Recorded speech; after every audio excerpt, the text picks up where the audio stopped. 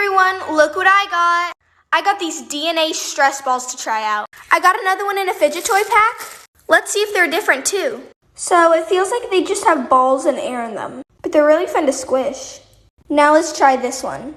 I bought this pack on Amazon for $15 prime shipping. It included this really cute keychain and 3 stress balls. I'm only gonna open 2. I'm gonna leave this one for a giveaway. These ones feel like they have much more balls in them, and they're much squishier. These are so fun. Do you see the difference? The one in the fidget toy pack and the one with the 3-pack. I definitely recommend that one. But what do you guys think? Fidget toy pack one or DNA 3-pack one? Let me know. Bye!